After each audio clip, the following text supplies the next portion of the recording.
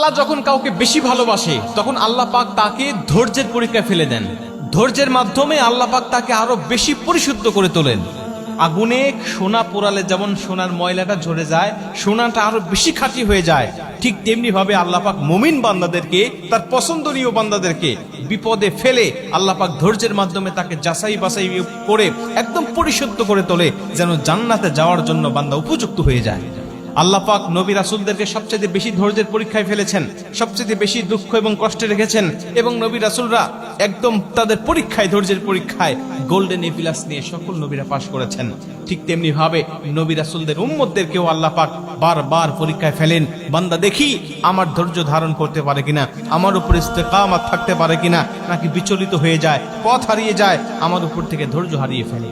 যখন কোনো মুমিন আল্লাহ পাকের উপরে পরিপূর্ণভাবে ধৈর্য এবং বিশ্বাস এবং আস্থা রাখতে পারে, তখন আল্লাহ পাক তার জন্য একেবারে ফাইনালি জান্নাতের জন্য উপযুক্ত করে নেয়। আল্লাহ পাক বিভিন্ন নবী রাসূলদেরকে পরীক্ষা দিয়েছেন। আইয়ুব আলাইহিস সালাতু ওয়াস সালামকে একটানা 18 বছর পর্যন্ত আল্লাহ পাক অসুস্থ করে রেখেছেন। শারীরিক মানসিক কোনো দিক থেকে তাকে আল্লাহ পাক সুখী রাখেন নাই, সব দিক দিয়ে আল্লাহ পাক এই 18টা বছর তাকে কষ্টের মধ্যে রেখে তাকে পরীক্ষা দিয়েছেন। তার শরীর নাই, তার সম্পদ নাই, তার স্ত্রী নাই, পরিবার পরিজন নাই, সবাই তাকে ছেড়ে যখন চলে গিয়েছে, আইয়ুব আলাইহিস সালাম তখনও ধৈর্য থেকে তিনি পিছপা হন নাই, তিনি ধৈর্য হারিয়ে ফেলেন নাই।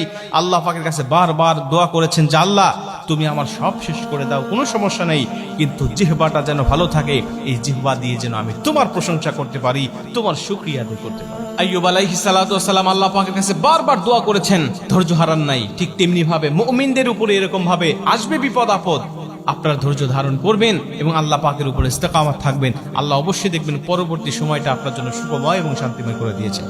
বেলাল রাদিয়াল্লাহু তাআলা আনহুকে বারবার কাফের মুশরিকরা জিজ্ঞাসা করত, বেলাল তুমি মুসলমান হয়েছো, অথচ দেখো তুমি যে রবকে স্বীকার করেছো সেই রব তোমাকে এতটা কষ্ট দিচ্ছে, এতটা নির্যাতন করছে, আজকে তোমার পরনে কোনো কাপড় নাই, আজকে তোমাকে উত্তপ্ত বালুর উপরে শরীর আলগা করে তোমাকে রেখে দিয়েছে, তোমাকে মারতে মারতে একেবারে বেহুশ করে ফেলে।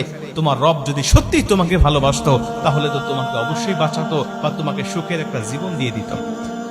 মুসলমান ভাইরা আমার, বেলাল রাদিয়াল্লাহু তাআলা আনহু তখন চমৎকার উত্তর দিয়েছিলেন। তিনি ডাক দিয়া বলেন, শোনো কাফের, আল্লাহ পাক আমাকে সত্যিই বেশি ভালোবাসে, এজন্য আমার আল্লাহ আমাকে বারবার পরীক্ষা দিয়ে আমাকে যাচাই বাছাই করে তুলতেছে।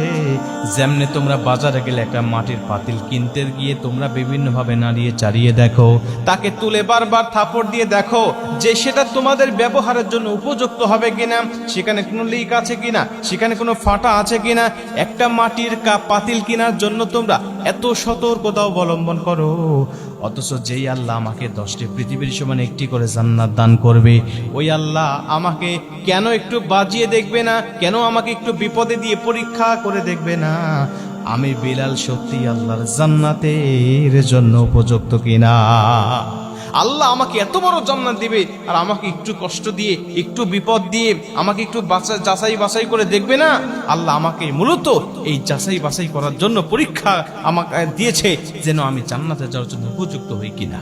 প্রিয় ভাই, এভাবে আপনার উপর বিপদ আসবে, বালা মুসিবত আসবে, আপনি অবশ্যই আল্লাহর উপর ধৈর্য ধারণ করবেন, যেন আল্লাহ পাক আপনাকে অবশ্যই একটা কঠিন মুহূর্ত পার করানোর পরে, পরীক্ষায় উত্তীর্ণ হওয়ার পরে আল্লাহ সুখময় শান্তি একটা জীবনের ব্যবস্থা আপনাকে করে দেন।